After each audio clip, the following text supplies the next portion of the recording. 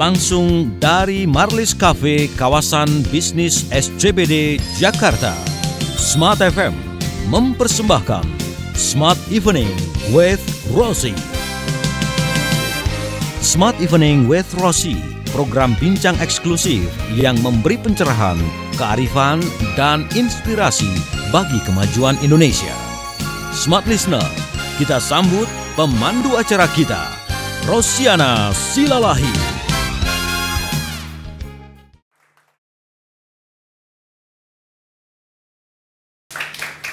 Selamat malam Indonesia, selamat malam Smart Listener, Anda yang bergabung bersama saya di 95,9 FM. Saya ingin mengucapkan salam perjumpaan pada Anda yang mendengarkan siaran ini di Jakarta, Banjarmasin, kota asal narasumber saya, Balikpapan, Manado, Makassar, Semarang, Medan, Palembang, dan Surabaya.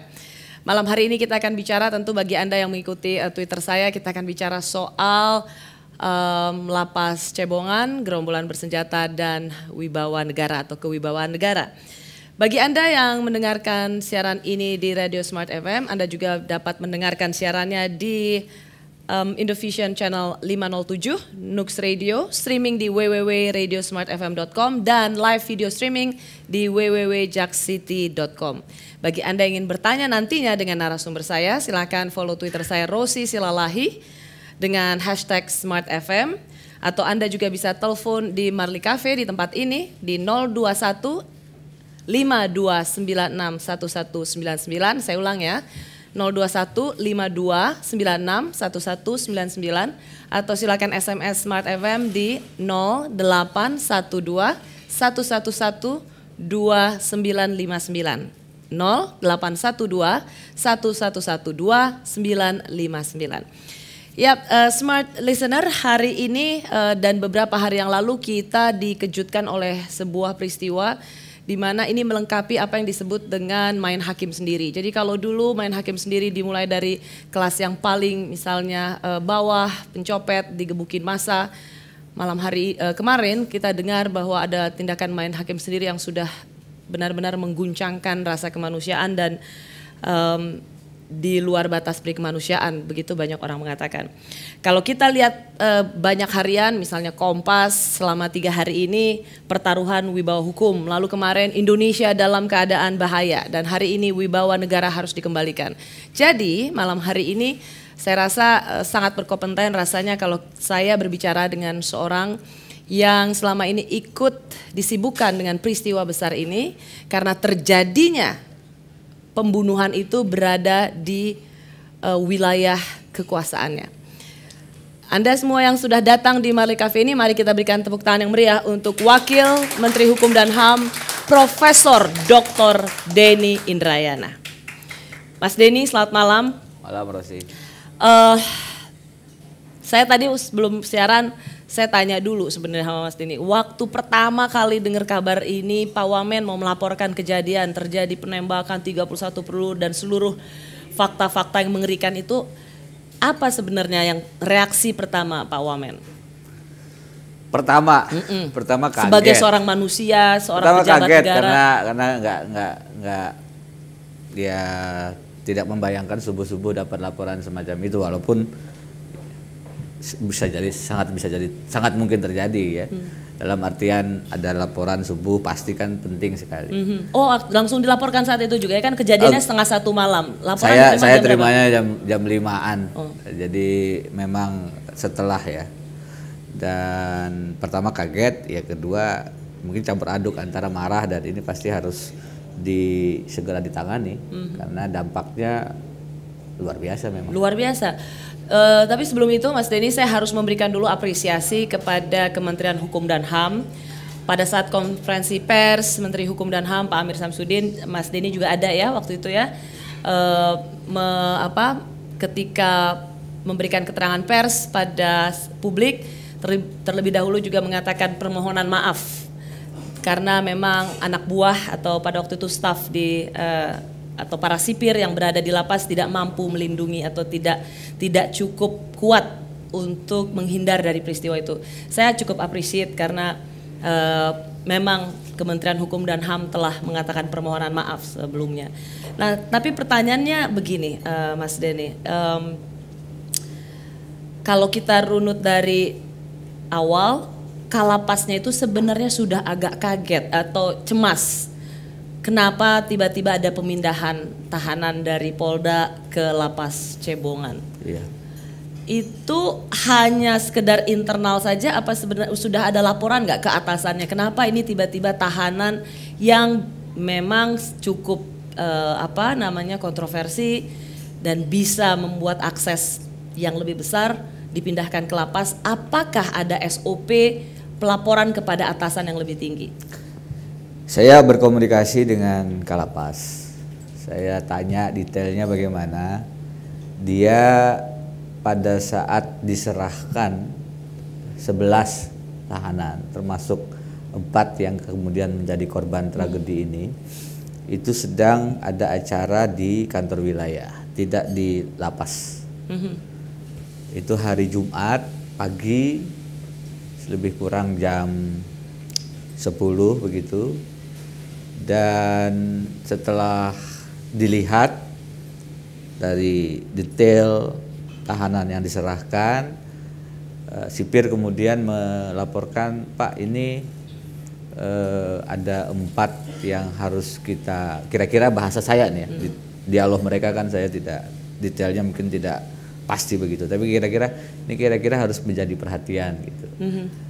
Mereka kemudian juga terpikir kejadian di mana ini yang polisi diserang ini, di Oku. Iya. Jangan sampai kita ngadepin yang seperti di sana. Jadi setelah Jumatan, karena itu di Kalapasnya di Kanwil, koordinasi dengan Pak Rusdi, Kepala Kantor Wilayah Jogja, kemudian juga berkomunikasi dengan polisi.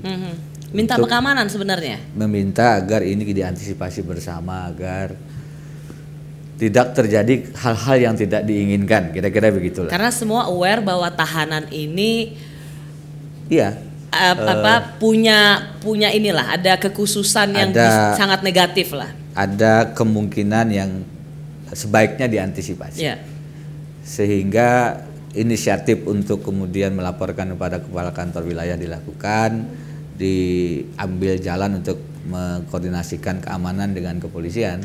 Dan saya dengar kemudian kepolisian sebelum memindahkan sebenarnya juga berkoordinasi dengan aparat TNI wilayah ya, untuk mengatakan kami memindahkan.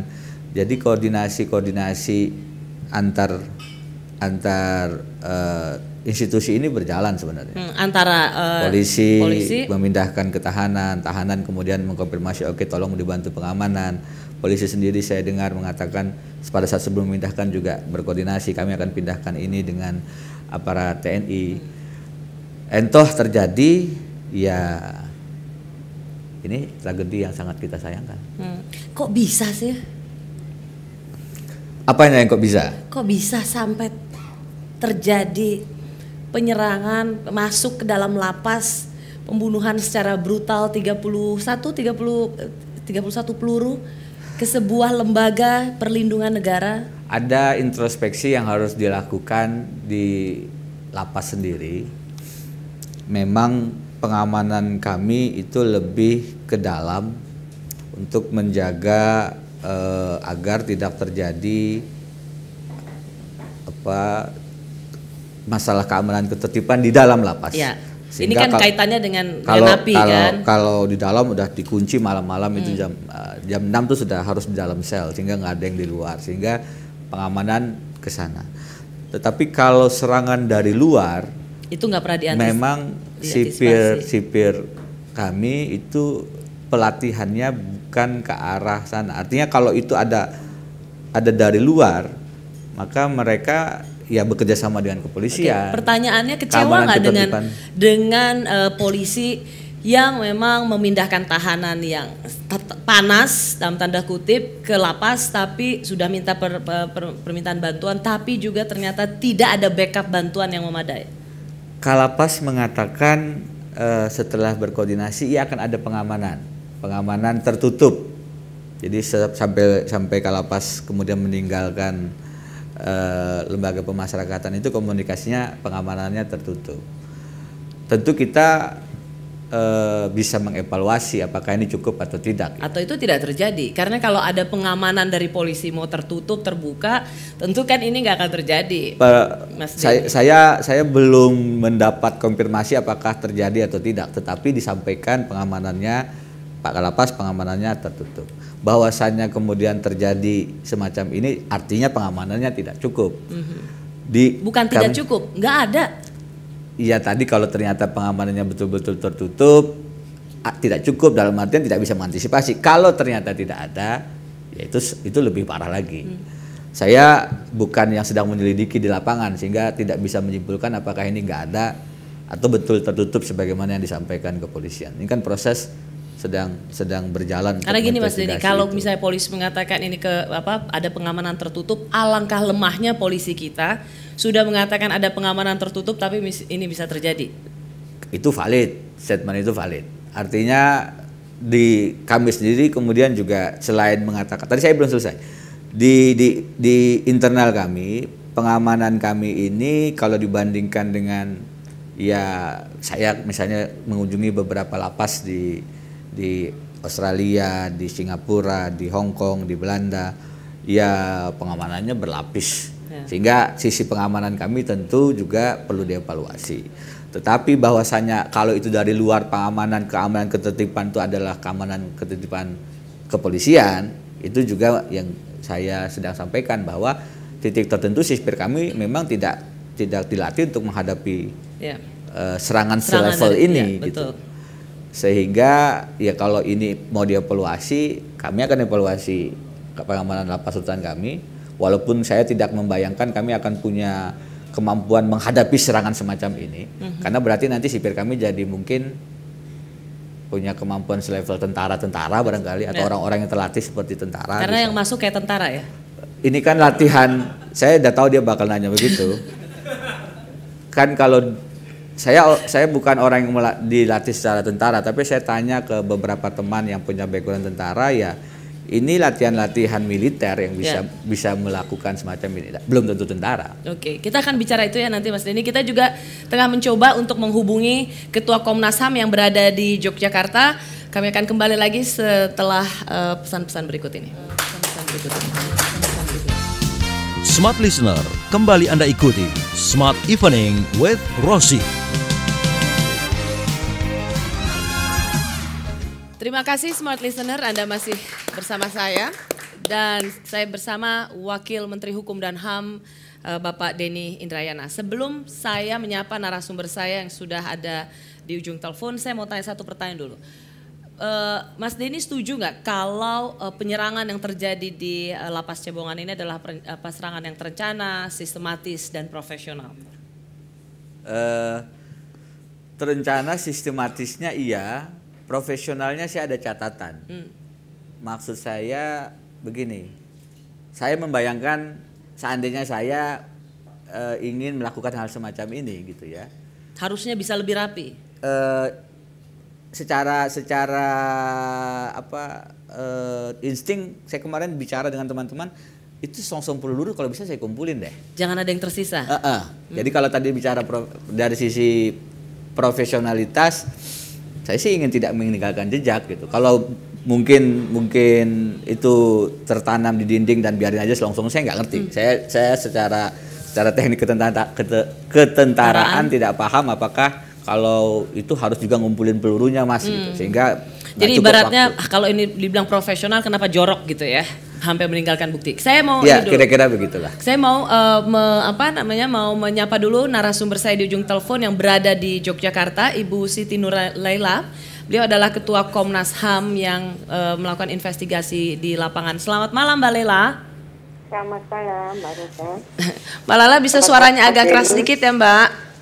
Iya, selamat malam Mbak Rita. Selamat malam Mas Denny. Malam Mbak Lela. Nah, Mbak Lela kan hari ini rencananya ke markas Kopassus ya di Kandangan ya? Iya, betul. Apakah bisa masuk? Saya baca di berita yang di berita online katanya tidak diperbolehkan masuk. Gimana sebenarnya Mbak Lela? Wah, bukan tidak diperbolehkan masuk. Jadi kemarin kami dapat konfirmasi dari Komandan Kopassusnya bahwa mereka tidak bisa menerima Komnas HAM karena belum mendapat izin dari Mabes. Sorry, karena apa? Belum dapat izin. Oh, belum dapat izin. Belum dapat izin dari Mabes. Oke. Kemudian Komnas HAM akan mengambil langkah untuk langsung membuat surat dan meminta pertemuan dengan Mabes dan akan minta Kopassus bisa dihadirkan dalam pertemuan Komnas HAM dengan dengan Mabes. Oke, jadi sebenarnya lebih pada proses administrasi surat menyurat. Betul. Nah, apa menurut Mbak Lela dan dari kepentingan penyidikan Komnas HAM, apa urgensinya atau signifikansinya ikut memeriksa atau ikut menyambangi markas Kopassus di Jogja? Iya, jadi Komnas HAM itu ingin melakukan konfirmasi, juga bisa nanti perkembangannya melakukan penyelidikan itu. Nah, maksud saya kenapa Kopassus? Apa yang membuat Komnas HAM merasa perlu memeriksa Kopassus? Baik, itu berkaitan dengan ini kan peristiwa di lapas Sleman ini kan berkaitan dengan peristiwa di Hugos itu, dan di Hugos itu kabarnya bahwa korbannya adalah anggota Kopassus, tapi juga ada yang mengatakan bukan anggota Kopassus atau mantan anggota Kopassus. Itu kan kami perlu konfirmasi. Gitu. Apakah Komnas HAM sampai sejauh ini sudah menemukan indikasi pelakunya adalah anggota Kopassus? Belum. Jadi dan kalau itu kan sebenarnya lebih pada kewenangan pihak kepolisian ya, dalam melakukan penyelidikan tindak serangan itu, gitu. Oke. Kalau Komnas HAM kan melihat pada sisi pelanggaran HAM. Oke. Nah, pertanyaan saya Mbak, pada setelah adanya nanti penyelidikan yang dilakukan oleh Komnas HAM, output atau hasilnya itu Komnas HAM seperti apa kira-kira? Memberikan rekomendasi? Iya. Jadi Komnas HAM memang hanya sebatas memberikan rekomendasi kepada beberapa pihak yang terkait dalam kasus tersebut. Jadi kan Komnas HAM kemarin sudah melakukan meminta keterangan para saksi dan juga melakukan rekonstruksi di dalam lapas. Kemudian koordinasi dengan Kanwil Kumdan HAM. Kemudian tadi pagi kami melakukan pertemuan dengan mahasiswa NTT yang ada di Yogyakarta. Mereka merasa tidak aman. Jadi dampak dari Komnas HAM kan memang peristiwanya itu di lapas ya. Tapi sebenarnya ikutan dari kasus itu adalah sekarang mahasiswa NTT yang ada di Yogyakarta dan masyarakat NTT yang ada di Yogyakarta itu merasa tidak aman karena beredar SMS di kalangan mereka bahwa akan ada sweeping terhadap orang NTT yang ada di Jogja. Nah, kemudian tadi kami juga bertemu dengan Polda dan menyampaikan yang pertama kepada Polda adalah peluru ya, proyektil peluru? Proyektil yang karena pada saat Komnas HAM ada di lapas, kemudian mereka membersihkan, setelah kami rekonstruksi membersihkan ruangan itu dan ditemukan proyektil. Nah, kami serahkan itu kepada Polda. Kemudian yang kedua kami sampaikan juga kaitan dengan kondisi warga NTT yang ada di Jogja. Jadi keresahan dan rasa tidak aman mereka atas peristiwa tersebut, dan kami sampaikan kepada pihak Polda sebagai pemilik otoritas keamanan gitu ya. Mbak Lela, dan juga kami akan sampaikan ke Pak Gubernur. Baik, Mbak Lela, pertanyaan saya kalau misal hasil dari penyidikan ini rekomendasi dan tentu saja seperti dalam laporan yang diberikan atau dikeluarkan oleh Komnas HAM telah terjadi pelanggaran berat HAM atau tidak terjadi, apakah juga termasuk indikasi siapa pelaku pelanggaran HAM di Lapas Cebongan? Apakah itu juga akan termasuk dinyatakan oleh Komnas HAM nantinya? Jadi kami hanya akan menyampaikan temuan-temuan saja. Jadi kesimpulan itu kan nanti di penyelidikan ya, di penyelidikan, dan mereka yang lebih punya kewenangan atas hasil penyelidikan gitu. Jadi Komnas HAM hanya pada temuan-temuan yang didapat itu.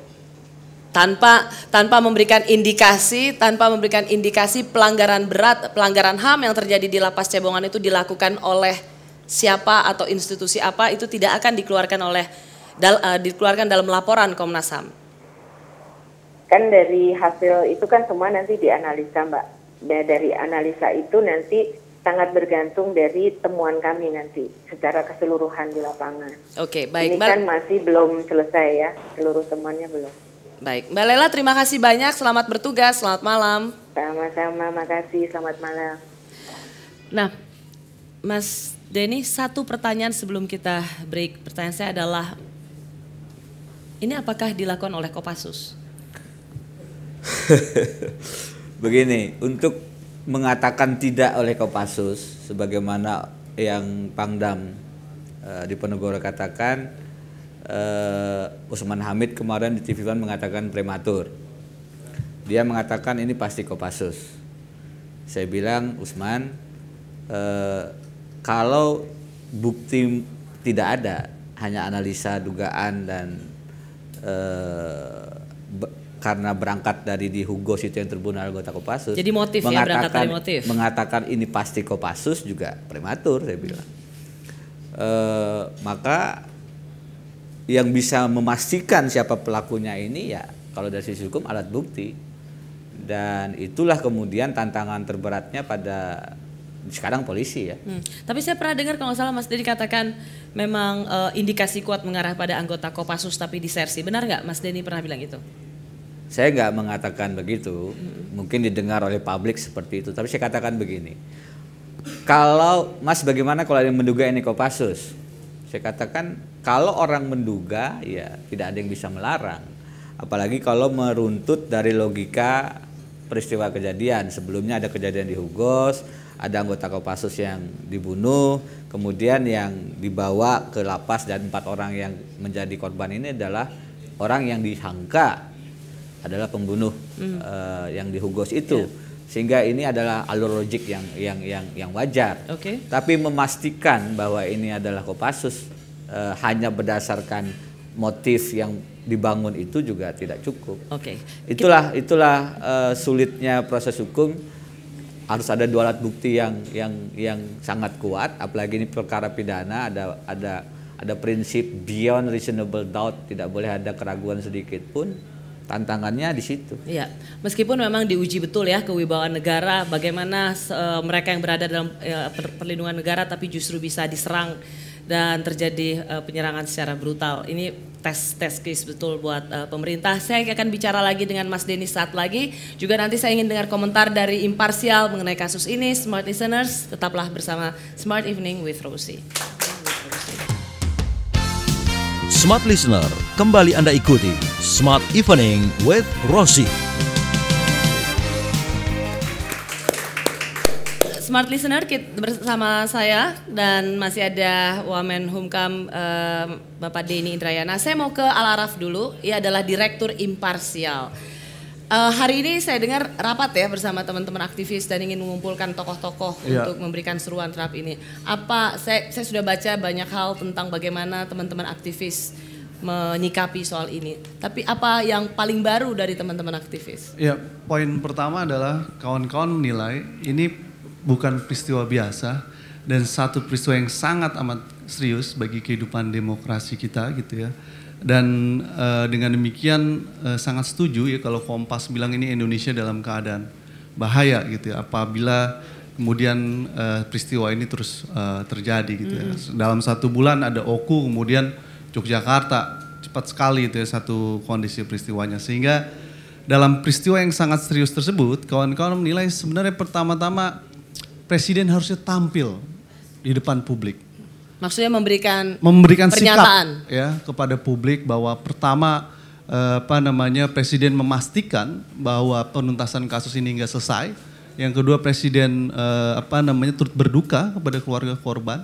Yang ketiga, paling ketiga, Presiden memberikan garansi kepada masyarakat untuk tidak takut, untuk tenang, karena akan keamanan itu akan dijaga. Nah, ini menjadi sangat penting gitu, karena suka atau tidak suka peristiwa ini akan menimbulkan psikologi teror yang sangat kuat di masyarakat gitu. Kalau kemudian simbol negara aja bisa diserang gitu, apalagi kita yang berada di luar institusi negara tersebut, tentu sangat amat berbahaya.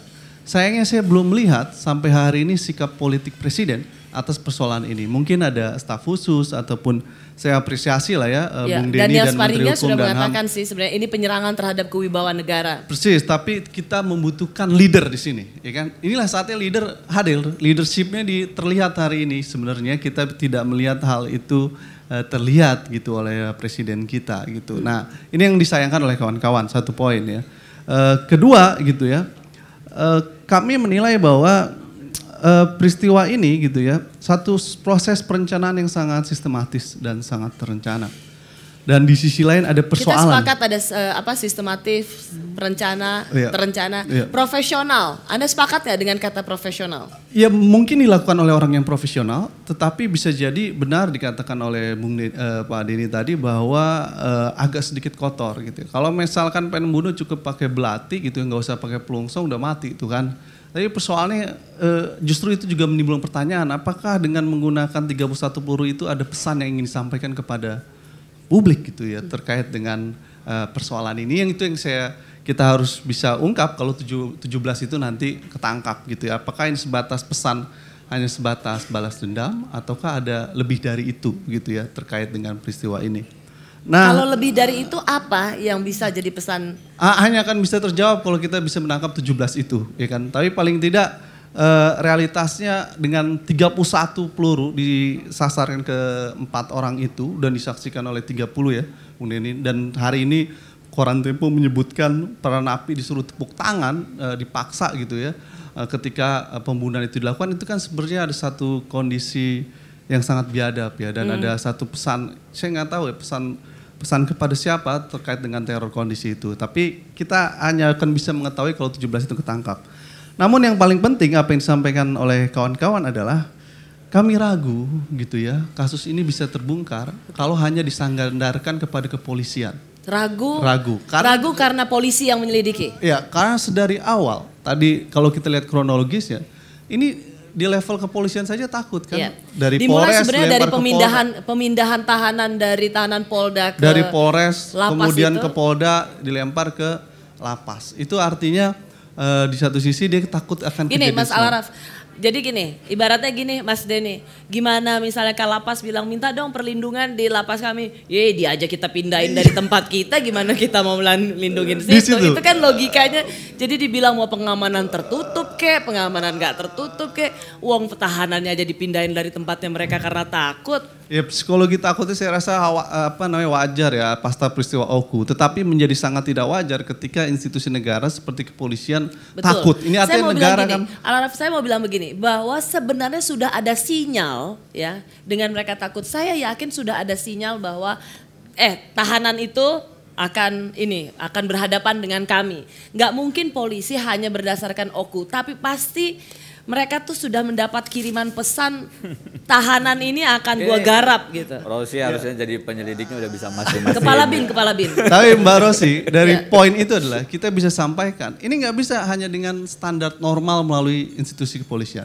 Harus bentuk tim investigasi independen, tim mencari fakta, yang juga melibatkan sebagian masyarakat yang memang memiliki keberanian dan kapasitas ketika teman-teman melakukan pengungkapan kasus pembunuhan Munir. Waktu itu Presiden SBY membentuk tim mencari fakta kasus Munir yang sebagian adalah masyarakat independen. Pemimpinan mungkin ada Pak Marsudi Hanafi selaku kepala.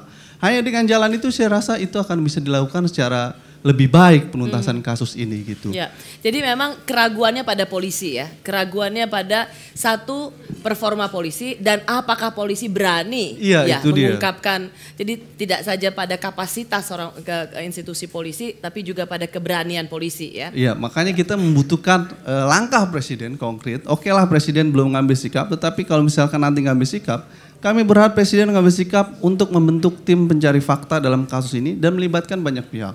Bisa polisi militer, bisa masyarakat, bisa Komnas HAM digabung menjadi satu tim untuk mengungkap kasus ini. Oke, setuju nggak itu ya, Mas Denny? Ya, kalau tadi diungkapkan keraguan pada polisi pada semua level, Ya. semua Karena- kasus rata-rata orang Betul. ragu-ragu. Ini sebenarnya juga menjadi puncak betapa lemahnya kepercayaan publik pada aparat penegak hukum. Jadi ya apa yang dilakukan oleh kelompok orang itu membunuh pelaku pengeroyokan di Cafe Hugos ini kan untuk mengatakan bahwa memang selama ini preman-preman itu sudah mengganggu masyarakat Jogja, tapi nggak diapa-apain. Baru setelah membunuh Kopassus baru ditangkap. Ada semacam sinyal seperti itu sih. Apapun alasannya, seberapa parah pun kita tidak percaya dengan berbagai macam Aparat profesionalitas penegak hukum kita, nggak bisa jadi dasar untuk melakukan tindakan ini kan. Jadi main hakim sendiri atau apapun yang mau dijadikan dasar extrajudicial killing ini nggak ada alasannya aja untuk membenarkan. Jadi kalau sekarang kemudian kita bicara metode, tentu menarik alternatif untuk membuat tim pencari fakta, ada yang menyebut tim independen dan itu bukan ahistoris. Kita pernah melakukan itu untuk banyak kasus ya. Pernah. Tapi apakah Mas Denny akan mendorong presiden atau menyarankan presiden perlunya dibentuk tim investigasi? Kementerian Hukum dan HAM sendiri bagi saya, walaupun kami juga harus meminta maaf karena ini terjadi di rumah kami dan ada 4 korban di bawah tanggung jawab kami untuk melindungi. Di sisi lain kami juga sebagai korban sebenarnya. Korban karena tidak hanya institusi kami dirusak, tapi juga sipir-sipir kami ada yang terluka. Jadi kami punya keinginan kuat juga ini terungkap. Nah, tentu kami sebagai bagian dari pemerintah pastinya juga memberikan kesempatan kepada polisi dong. Kalau kami sendiri bilang kami nggak percaya polisi, nggak bisa. Kami adalah satu tim di pemerintahan. Jadi kami bilang kepada Presiden, Pak Menko, Pak ini harus diungkap. Pak Joko bilang kita beri kesempatan kepada polisi, tentu saya dengar hari ini tim Densus 88 ikut mensupport, itu sinyal bagus bahwa ini serius gitu. Presiden kemarin memanggil Kapolri dan sudah diberikan bukan tidak ada langkah kebijakan Presiden sudah memanggil Kapolri harus selesaikan. TNI diminta mensupport penuh ini untuk selesai dan kemudian tentu saya sendiri ingin lihat. Tetapi kalau kemudian memang sampai batas tertentu ini kelihatannya akan mentok karena kesulitan polisinya barangkali atau ada hal lain, ya tim pencari fakta itu menjadi alternatif. Ya. Saya 2 kali menyarankan pada Presiden untuk membentuk ini sebagai staf khusus. Pertama waktu kasus KPK Chandra Bibit, saya sarankan Pak kita bentuk tim 8 deh. Dan yang kedua kemudian saya sendiri diminta untuk memimpin tim Mesuji. Jadi ya ini bukan ahistoris untuk hanya memang harus ada timeline kali ya Mas Denny ya, supaya ini tidak berlarut-larut karena memang benar seperti yang dikatakan oleh staf khusus Presiden sudah menyerang kewibawaan negara dengan adanya penyerangan secara brutal menewaskan 4 tahanan itu, maka itu kan menyerang sebuah institusi atau membunuh orang-orang yang berada dalam perlindungan negara sebenarnya. Jadi kalau ini nggak terungkap, ya kewibawaan negara memang sangat dipertaruhkan. Mas Denny, saya mau dengar di sini ada seorang warga Jogja yang cukup banyak tahu tentang berbagai peristiwa yang terjadi di Jogja ini. Pak, silakan Pak, mau cerita apa? Oke, terima kasih. Ya, ya ini saya hanya sebatas apa yang saya dengar dari obrolan teman-teman di Jogja aja. Jadi saya biasanya pulang ke Jogja itu naik kereta api. Begitu sampai sana pagi, kemudian sebelum sampai ke rumah itu nongkrong dulu di angkringan di sebelah selatan stasiun di dekat Pasar Kembang gitu kan. Nah di situ biasanya banyak tukang ojek, kemudian untuk supir-supir taksi yang lain-lainnya ngobrol di situ. Itu pada Sabtu pagi itu sudah dengar bahwa Diki itu Diki diserang, Diki meninggal gitu. Di markas mana tapi belum tahu, tapi Diki diserang, jadi itu meninggal gitu aja. Nah Diki itu kebetulan memang yang aslinya dari Sumatera kalau nggak salah ya, salah satu itu orang Batak. Diki. Ya Diki itu nama aslinya siapa saya kurang tahu. Tapi yang 3 dari Flores. Jadi mereka memang berempat itu selama ini dikenal sebagai, kalau orang Jogja itu bilang gali gitu. Apa? Gali, Oh, preman. ya. Preman, tapi belum lama dan sedang mulai menguasai di sana untuk jasa-jasa keamanan dan debt collector gitu. Jadi mereka memang terkenal sebagai kelompok preman. Kelompok preman kali. Itu aja. Oke. Jadi ya obrolan-obrolan mereka malah banyak bercerita tentang wilayah-wilayah yang sedang mereka kuasai untuk usahanya itu. Oke, jadi orang Jogja mendengar kabar ini gimana ininya? Reaksinya? Reaksinya mixed mereka feelings? senang. Senang? Karena kesannya mereka adalah seorang pendatang, tetapi sudah mulai menunjukkan powernya begitu aja di sana. Gitu. Jadi sebenarnya konteks senangnya bahwa preman sudah diinin, tapi caranya yang mungkin memang mungkin begitu, ditentang dong Mungkin ya. juga nggak semua masyarakat Jogja lah, ya mungkin representasi beberapa. Tapi saya pikir juga ada masyarakat yang juga tidak dalam posisi senang dengan kejadian ini. Mengerikan. Masyarakat Jogja maksud saya. Iya. Oke, baik, kami kembali saat lagi masih di Smart Evening with Rosie. Smart Listener, kembali Anda ikuti Smart Evening with Rosie. Ya, kita bersama Menhukam Pak Denny Indrayana dan ada Direktur Imparsial Araf. Kenapa Al? Tadi mau nambahin satu poin lagi katanya. Saya rasa gini, ini kan kita jangan terburu-buru menyatakan mereka pelaku pembunuhan itu, terus kemudian mereka preman. Ini masih proses hukum loh, masih awal, 4 orang ini kan masih dalam proses ya. Belum dalam satu keputusan pengadilan, oleh karena menurut saya cukup hati-hati untuk menyatakan mereka preman atau mereka memang bersalah atau segala macam. Ini masih proses hukum, itu satu hal. Yang kedua, sangat berbahaya. Atau mungkin gini lah, siapapun itu, sebesar apapun dan kejahatan yang pernah mereka lakukan, betul. Tidak ada yang pantas diperlakukan seperti ini. Ya. Tidak ada dalih pembenar apapun yang membolehkan itu kita tindakan harus seperti pakat. itu. Itu yang pertama. Yang kedua adalah, saya khawatir gitu ya, kalau kemudian kita pernah punya masa gelap pada pemerintahan Orde Baru, di mana dengan stigmatisasi preman, ada upaya-upaya melakukan penembakan misterius yang kita dengar dengan Petrus. Dan memang betul. Itu kemudian awalnya kan memang preman, tetapi motif kemudian adalah motif politik teror kepada kelompok-kelompok rakyat yang kritis terhadap rezim pemerintahan Soeharto. Nah ini menjadi satu concern Komnas HAM dan sudah disimpulkan laporannya bahwa telah terjadi banyak pelanggaran hak asasi manusia dalam kasus Petrus. Nah jangan sampai kemudian kita tergiring dalam situasi seperti itu. Kita menolak premanisme dan premanisme harus diberantas. Ya, tapi kita tidak membenarkan cara-cara seperti penghilangan itu, paksa seperti itu ya. Memang di sini seharusnya aparat kepolisian yang bertindak profesional karena premanisme itu tidak akan berkembang lebih jauh kalau aparat keamanan bertindak. Oke, kita terima telepon dulu. Halo, selamat malam. Malam. Ya, dengan malam. Bapak siapa dari mana?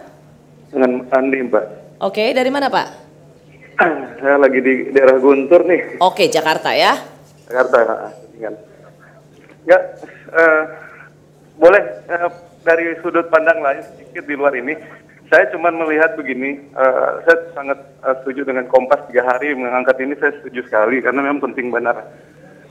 Kayaknya ini saya berpikir kalau melihat pemimpin saya sekarang ini RI 1 kalau sifatnya seperti itu curhat, galau segala macam, dia kan tentara ya.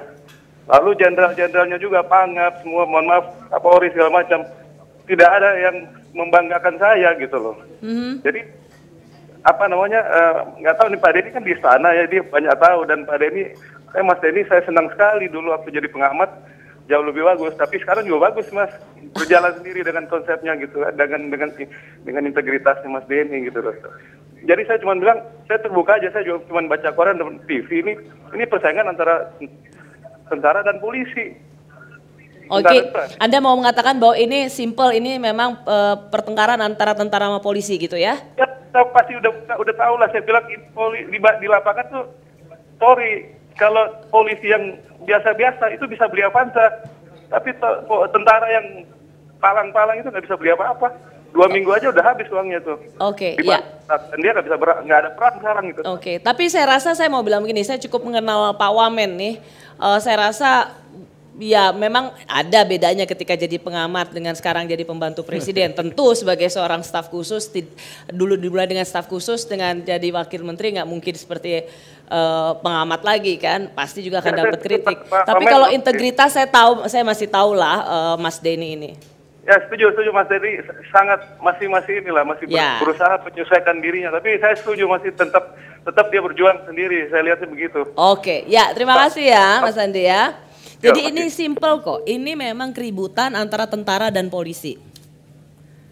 Di antara korban itu ada salah satu mantan polisi yang sudah disersi, dihukum karena kasus narkoba. Jadi kalau ini dikaitkan antara polisi dan tentara, sebagaimana yang terjadi di Oku agak berjarak sebenarnya. Ya.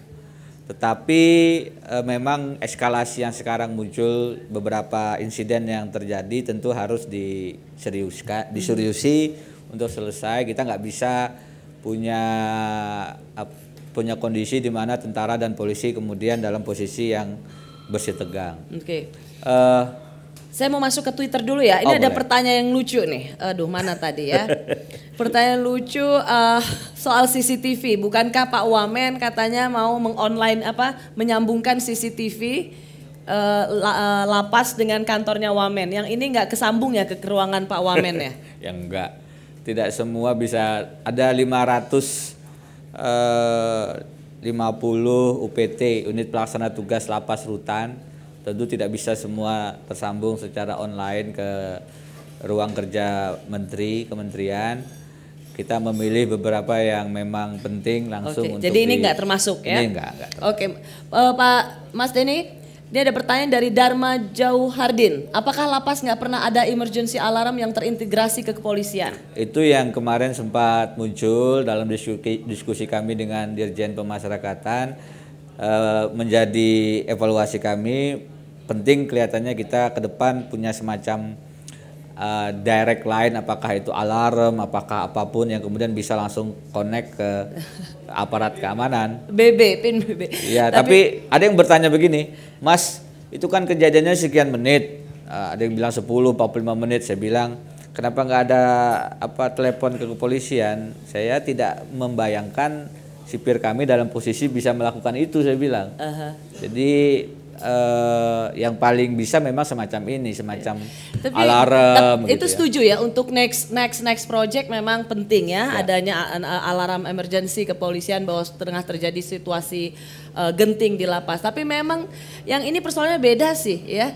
Gimana mau lapor polisi, polisinya barang panas ini dipindahin ke lapas, kan itu kan memang masih problemnya di situ. Itu satu titik. Tahanan panas nih. Ada 3 titik yang sangat penting untuk dijadikan pijakan kasus ini kemana arahnya. Pertama memang kejadian di Hugo Cafe. Itu harus dilihat apa sih motifnya sehingga kemudian ada yang dibunuh ini. Apakah semata-mata saling senggol atau ada hal lain perlu didalami. Kedua memang titik di mana apa alasan ini dipindahkan ke kami. Polisi mengatakan karena ruang tahanannya atapnya jebol. Saya kemarin ketemu salah satu mantan petinggi polisi yang mengatakan saya pernah punya pengalaman begini, ada tahanan yang punya potensi berkonflik, kalau itu ditahan di kepolisian dan tentara, saya pasang barakuda Pak di depan kantor saya gitu untuk mengantisipasi. Dia bilang saya nggak pindahkan itu malah gitu. Itu satu titik. Alasan ini memang penting. Yang ketiga ya kejadian di lapas itu sendiri. 3 pilar itu saya pikir 3 momen itu memang harus diurai betul, dicari betul titik-titik simpulnya sehingga ketemu bukti-bukti siapa pelakunya. Ya, ini ada Twitter dari Angkus Sanang. Apa bentuk tanggung jawab negara atas terbunuhnya orang-orang yang berada dalam kekuasaan negara?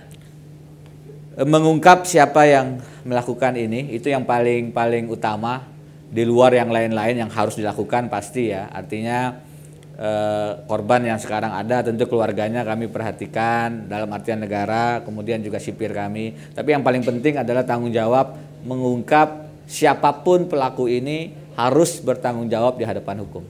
Kalau kita lihat misalnya, mungkin bisa tambahkan juga dalam beberapa hari terakhir ini ada tanpa bermaksud untuk langsung menunjuk kepada institusi atau menunjuk kepada kesatuan elit. Memang ada semacam pembelaan diri dari Kesatuan Elit Kopassus yang mengatakan tidak mungkin, tidak bisa, tidak ada anggota kami yang keluar gitu. Jadi ada semacam pembelaan berlebihan kalau dalam pandangan publik mengenai apa yang terjadi. Mas Denny tentu melihat ini dalam banyak wawancara di media. Seberapa susah mengungkap kasus ini ketika ada semacam pembelaan korps yang begitu kuat dari institusi Saya Kopassus? tidak mengatakan ini akan mudah. Saya setuju ini akan sulit. Apapun faktornya, biasanya faktornya faktor teknis, bagaimana pembuktiannya, dan faktor non teknis. Faktor teknis saya serahkan kepada polisi lah, bagaimana menganalisis apa selongsong peluru, balistik segala macam, senjatanya dari mana, dan yang lain-lain. Tapi faktor non teknis biasanya suatu kasus itu akan lebih sulit diungkap kalau ada sisi-sisi politiknya. Ada unsur politis. Ada unsur politik. Nah, kejadian ini sisi politiknya saya pikir bolehlah kita katakan saya belum melihat. Jadi pada titik itu saya masih menyimpan optimisme ini bisa diungkap. Tapi kalau misalnya sisi politiknya bahwa ini akan tidak boleh menuduh institusi Kopassus dan tidak ada yang berani menembus Kopassus. Saya membayangkan karena ini lebih sisi hukum kriminal pidana, maka ada pasti elemen-elemen kalaupun itu misalnya ada di Kopassus, kalaupun ya, kita tidak bisa mengatakan pasti sekarang. Maka pasti ada elemen-elemen di Kopassus yang ingin mengatakan jangan tarik institusi kami dong, ini harus dipisahkan. Ya. Dan karenanya harusnya memang pernyataan seperti itu yang kita dengar dari saya meyakini setelah pengalaman dulu ada kasus di mana Kopassus diduga terkait dengan orang hilang, kemudian proses hukumnya mengarah ke sana, pasti juga tidak ingin kembali institusi Kopassus dimaknai sebagai institusi yang tapi lebih tercoreng rasanya kalau berusaha tampil dengan defensif dan kemudian membela membabi buta. Jadi karena saya melihat sisi politiknya ini relatif tidak ada dibandingkan dengan kasus-kasus yang lain, maka di situ saya meletakkan bibit-bibit optimisme untuk ini terungkap. Ini tidak mudah tapi tidak terlalu sulit. Al, kenapa? Memang dalam kasus-kasus yang melibatkan negara seperti penghilangan orang itu selalu didenial, selalu dibantah. Tetapi kemudian karena ada kerja-kerja dari tim tertentu untuk membongkar, akhirnya kebongkar. Dalam kasus Munir, pembunuhan Munir juga sama. Pertama, dugaan keterlibatan beberapa oknum lembaga intelijen negara juga ditolak, termasuk BIN. Tetapi kemudian kan akhirnya terbongkar dengan terbentuknya tim mencari fakta. Dalam konteks itulah urgensi tim mencari fakta menjadi sangat krusial. Karena dia bisa melakukan kerja yang lebih berani. Yang kedua, saya nggak tahu ya apa ada korelasi sejarah dengan persoalan Petrus gitu, Mas Denny. Karena peristiwa Petrus itu pertama kali terjadi pada tahun 1982 November dan itu terjadi di Yogyakarta, Jawa Tengah. Dan yang soalnya kemudian melebar rentetannya berikutnya. Mudah-mudahan itu tidak terjadi dalam kondisi ini gitu. Ada satu dialog saya, ini sebenarnya barangkali dialog yang tertutup ya, tapi izinkan saya yakin Presiden tidak keberatan ini. Ada satu masa di mana saya dengan salah satu menteri senior berdialog bertiga dengan Presiden bagaimana kelanjutan Satgas Pemberantasan Mafia Hukum. Kemudian menteri ini mengatakan, Pak, ini harus ngambil langkah yang di luar cara-cara biasa lah. Dan dia kemudian menyebut mungkin semacam pemberantasan korupsi itu semacam Petrus dulu. Presiden mengatakan tidak, itu kita berdiskusi sampai agak larut malam. Kemudian habis sholat subuh saya ditelepon Presiden, beliau mengatakan, Den, dialog kita tadi malam itu saya ingin tekankan kepada Denny bahwa kita tidak boleh mengulangi apa yang terjadi pada saat itu. Petrus itu bukan pilihan. Demokrasi sudah kita pilih dan kita harus konsisten dengan itu. Jadi saya ingin mengatakan kalau itu dulu pernah menjadi kebijakan negara, sekarang itu dari dialog saya dengan Presiden bukan. Saya juga belum melihat ya, ini satu benih. Ya kita bisa khawatir tapi tidak. Dan tadi saya ingin menggarisbawahi bahwa apapun alasannya tidak bisa kita mempunyai dasar untuk membenarkan kejadian ini, tragedi ini. Nggak ada aja dasar alasannya, sama sekali nggak ada. Oke. Kalau memang ini bukan merupakan satu kebijakan negara dan kemudian memang ada hambatan serius di dalam mengungkap ini, justru disinilah Presiden harus membuktikan dengan cara membuat tim independen di dalam mengungkap kasus ini untuk kemudian bisa memastikan bahwa memang ini pure hanya sebatas persoalan dendam gitu, misalkan seperti itu. Nah disitulah pertaruhannya bagi Presiden pembentukan tim itu. Oke. Gitu, Nanti saja kita bahas sekali lagi, tapi karena kita harus break dulu, kami kembali saat lagi. Smart Listener, kembali Anda ikuti Smart Evening with Rosie. Kembali lagi Anda bersama saya, Rusyana Silalahi, bersama Wamen Hukam, Pak Denny Indrayana, dan Direktur Imparsial Al-Araf. Tadi apa yang disampaikan oleh Al memang juga banyak saya baca di Twitter saya ya, bahwa saya juga dari Marwan, saya juga ragu kalau kasus itu bisa terbongkar tanpa ada investigasi yang independen. Jadi memang ada kekhawatiran yang cukup besar melihat seberapa berani atau kompeten polisi untuk bisa mengungkapkan kasus ini. Nanti kita tanyakan lagi deh sama Pak Denny. Saya terima telepon dulu. Ya, selamat malam. Ya, selamat malam. Iya, Bapak. Dengan Suwardi dari Jakarta. Oke. Iya, begini, kalau saya bisa kasih pendapat sedikit ya? Boleh, sedikit aja ya. Jadi nggak iya, mau nanya ya? Iya, saya juga ada mau nanya juga sekalian. Jadi begini, saya mendengar begitu peristiwa ini langsung ada pembelaan dari Pangdam ya, Pak Haryono kan begitu. Pak Haryono langsung menarik kesimpulan bahwa anggotanya Kopassus tidak terlibat dalam hal ini kan gitu. Padahal kita jelas-jelas tahu bahwa 4 tersangka ini ada hubungan motif dengan anggota tentara kan gitu kan, peristiwanya kan begitu.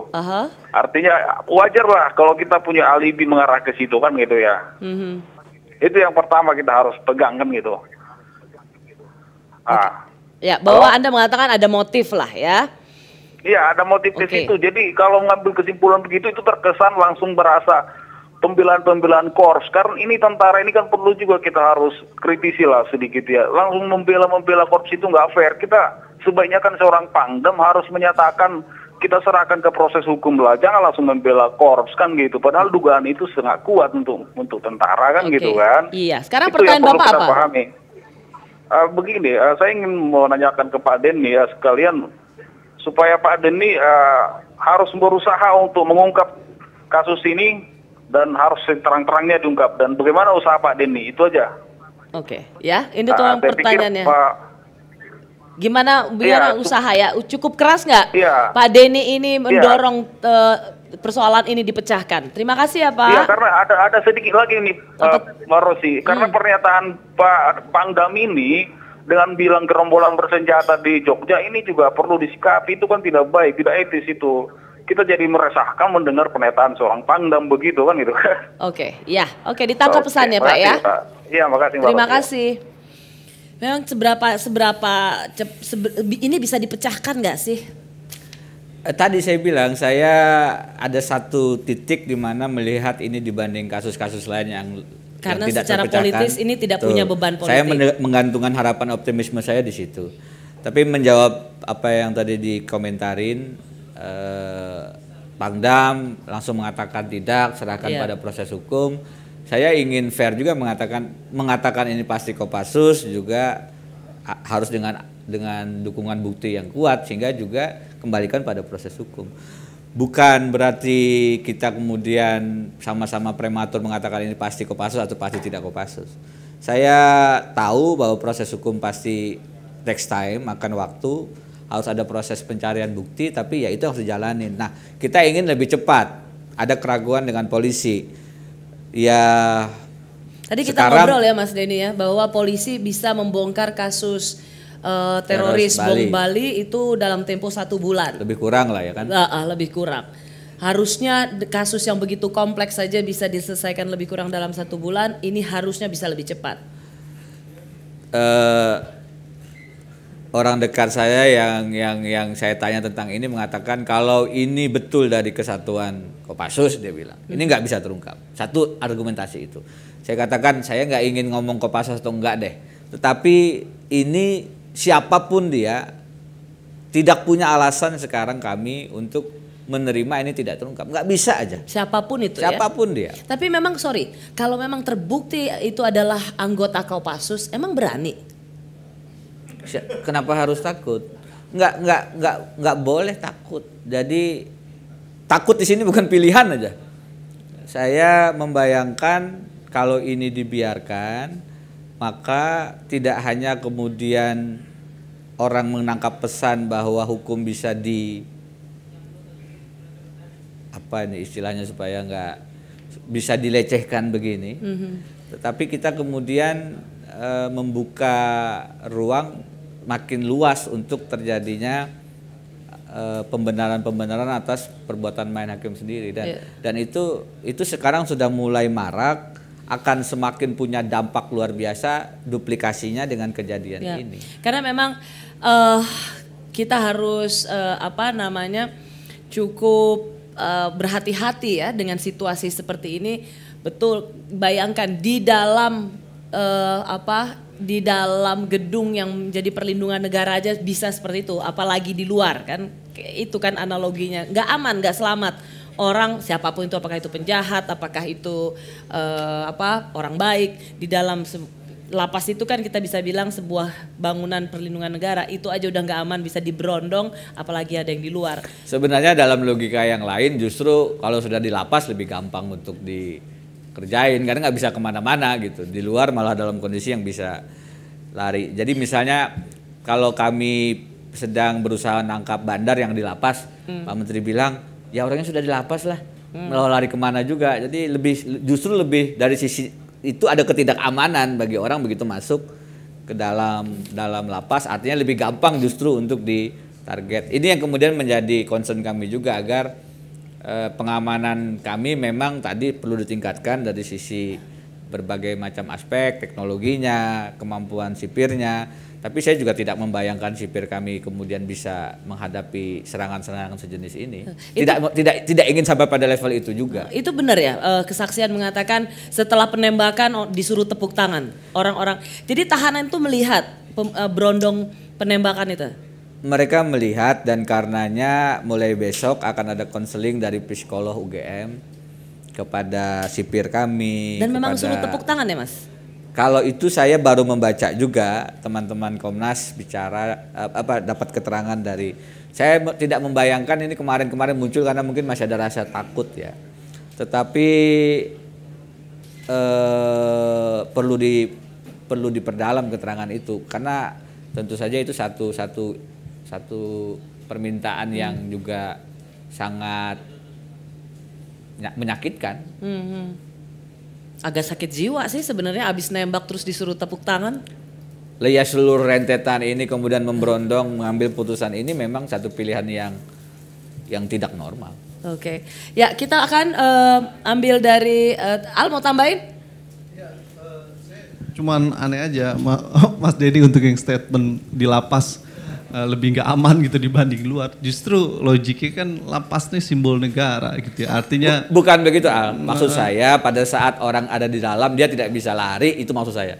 Pada saat di luar jadi beda cara pandangnya. Detail. Misalnya serangannya kan kalau udah di dalam mestinya harus lebih aman dari serangan di luar gitu. Karena kan dijaga ya kan. Karena kan dijaga gitu Mas Denny maksudnya. Iya Pak, saya paham maksud itu. Makanya saya bilang maksudnya begini, pada saat bandar ada di dalam mau ditangkap, ya sebenarnya nggak bisa lari kemana-mana. Maksud saya itu dia nggak bisa lari, itu yang menjadikan dia tidak lebih aman.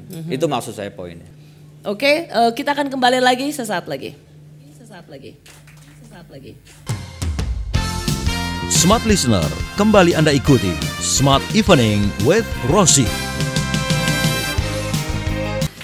Baik, terima kasih Anda masih bersama saya di rangkaian terakhir ya. Ini perbincangan terakhir, tidak terasa tadi saya juga bilang Pak Wamen, udah sebentar lagi nih kita udah perbincangan terakhir.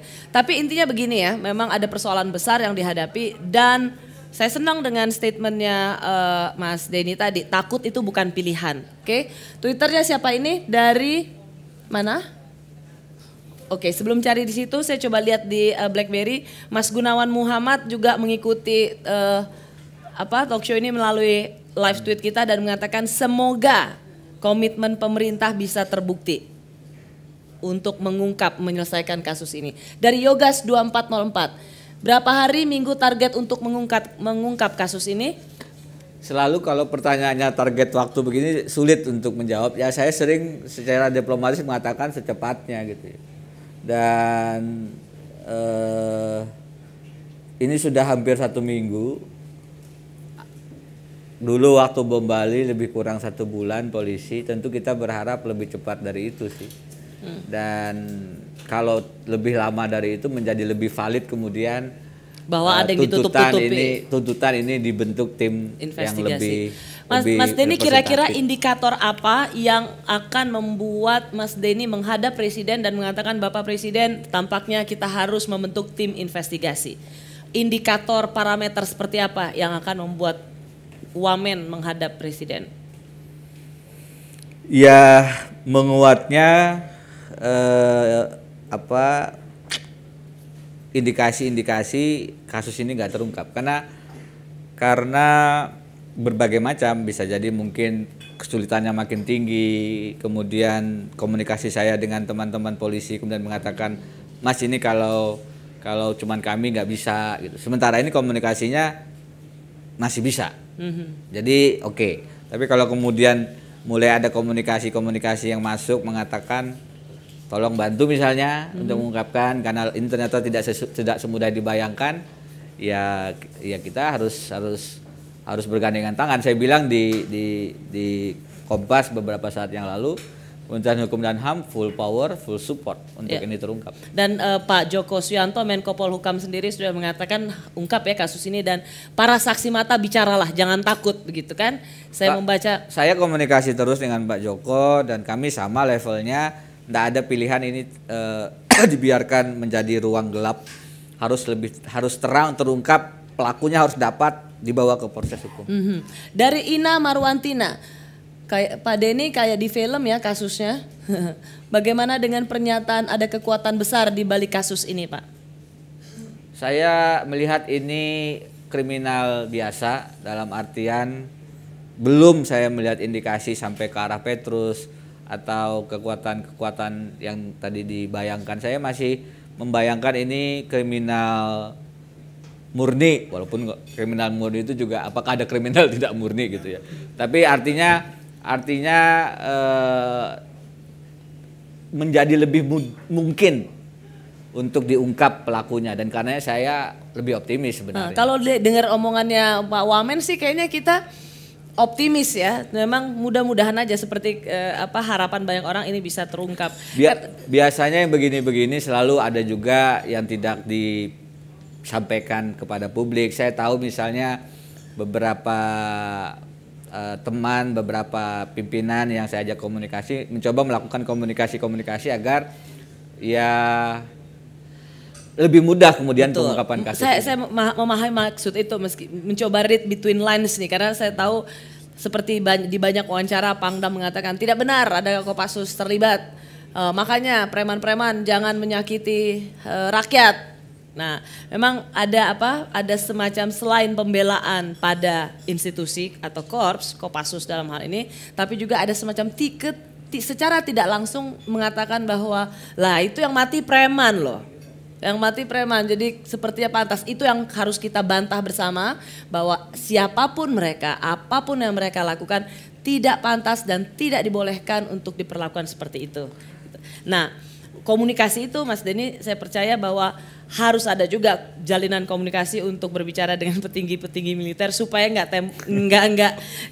nabrak temboknya dan nggak bisa roboh-roboh gitu ininya. Karena yang dihadapi komunikasi itu dilakukan kepada pihak-pihak yang bisa membantu ini terungkap, tidak kemudian juga mengarah ke ini pasti pelakunya tadi komando dan kemudian maka komunikasi ke arah sana. Tapi ya yang namanya membuka kasus semacam ini kan ada pendekatan formal, resmi, ada juga komunikasi informal supaya penegakan hukumnya memang akhirnya efektif. Tujuan akhirnya siapa dia terungkap. Gitu. Ya, kita bagaimana caranya, yang penting sebenarnya outputnya terungkap. Jadi Mas Denny, sebelum saya akhiri, terakhir Al mau bilang apa Al? Saya cuma mau pesan bahwa kita harus tolak dan lawan tindakan yang extrajudicial kayak begini, karena ini serius mengancam, apalagi menyerang simbol negara ya Mas Denny. Ini satu hal yang sangat mengancam secara serius. Yang kedua, saya sangat khawatir atau kemudian menilai nanti justru membuang-buang waktu gitu dalam kalau nunggu sebulan Mbak Rosi, sementara kita semua dalam situasi masa teror karena 17 orang atau lebih nih yang melakukan eksekusi tidak tahu ada di mana ya kan, dan siapa yang akan memastikan bahwa dia tidak melakukan aksi-aksi berikutnya tentu akan menjadi teror bagi publik. Yang di dalam aja bisa didatengin, apalagi cuma kayak kamu nih yang di luar-luarnya. Oleh karena itulah gitu kan, saya meminta kepada Mas Denny sebaiknya dipercepat saja lah, datang ke Presiden meminta bentuk tim mencari fakta. Faktanya kok udah jelas kok, kepolisian dari awal aja 4 orang ini udah ketakutan ya kan. Yang kedua saya ragu kemudian kalau kemudian yang dihadapi nanti adalah tembok tebal yang memang justru akan menimbulkan konflik baru gitu. Presiden sudah memberikan perintah langsung kepada Kapolri. Jadi Kapolri sendiri juga sudah menangkap pesan jelas, clear dari Presiden. Artinya kalau dia tidak bisa melaksanakan juga tidak melaksanakan perintah Presiden. Saya kemarin ketemu salah satu petinggi polisi itu mengatakan, Pak, ini pertaruhan bagi juga polisi, tidak hanya pertaruhan wibawa hukum, pertaruhan wibawa negara, pertaruhan wibawa polisi. Saya membuka ruang kesempatan di situ. Tujuan saya adalah kalau polisi bisa mengungkap ini, maka ketidakpercayaan pada polisi tadi bisa ada rebound. Jadi saya punya harapan di situ juga. Karena ini sisi politiknya tadi relatif tidak ada, maka polisi akan lebih mudah untuk mengungkapnya, dan inilah kesempatan untuk mendapatkan kepercayaan balik dari publik. Pada ruang itu saya masih ingin memberikan kesempatan pada Mas Denny, saya terakhir, saya percaya sekali sama polisi bisa mengungkap kasus-kasus terorisme, kasus mutilasi, itu saya totally percaya. Tetapi dalam kasus-kasus seperti ini, misalnya kita lihat dalam peristiwa Oku, hanya bukan Kopassus loh, pasukan biasa saja, kemudian ini menjadi satu hal yang konflik luar biasa. Nah, yang dikhawatirkan adalah kalau memang kemudian dugaannya mengarah kepada institusi, dugaannya ke jajaran TNI, saya khawatir kemudian akan menimbulkan persoalan baru gitu. Dalam wilayah seperti itu lebih baik meletakkan ini dalam satu pembentukan pengusutan melalui tim independen, ketimbang nanti kemudian menimbulkan konflik institusi yang berkepanjangan, Mbak Rosi. Oleh karenanya sebaiknya dari awal memang belum terbukti, tetapi ada dugaan-dugaan asumsi kuat ke arah sana gitu. Oleh karenanya untuk lebih baik ke depannya sebaiknya dari dini membentuk tim. Respon saya 2. Pertama, Presiden, Menko Polhukam saya tahu berkomunikasi sangat intens dan memberikan dorongan penuh kepada kepolisian untuk mengungkap kasus ini, meminta TNI juga mendukung, membantu apa yang dilakukan oleh polisi sehingga harapan ini tidak terjadi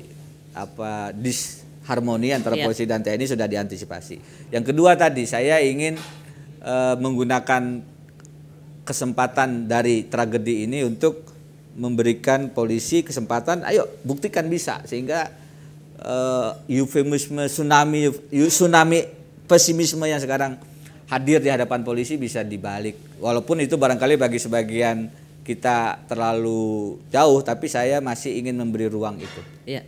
Baik, terima kasih Mas Denny. Kita semua punya harapan yang besar dari peristiwa yang luar biasa terjadi ini. Ini betul, ini tragedi. Bagaimana 17 orang bisa masuk ke lapas dan memberondong peluru, menembak 4 orang dengan 31 peluru ya ditembakkan. Ini adalah sebuah tragedi yang luar biasa. Dan kita ingin betul peristiwa ini dipecahkan. Meski banyak yang tidak percaya atau meski pesimis kasus ini bisa dipecahkan. Malam hari ini setidaknya Wakil Menteri Hukum dan HAM memberikan harapan itu. Saya ingin tutup itu. Pesimisme itu modal kegagalan. Optimisme itu adalah modal untuk kita berhasil. Jadi pesimisme bukan pilihan. Dan takut, saya senang dengan kutipan tadi, takut bukan pilihan. Terima kasih Wakil Menteri Hukum HAM, Profesor Denny Indrayana, Al-Araf, Direktur Imparsial. Terima kasih juga untuk teman-teman aktivis yang berada di sini. Kita akan berjumpa lagi Smart Listeners dengan Anda di minggu depan.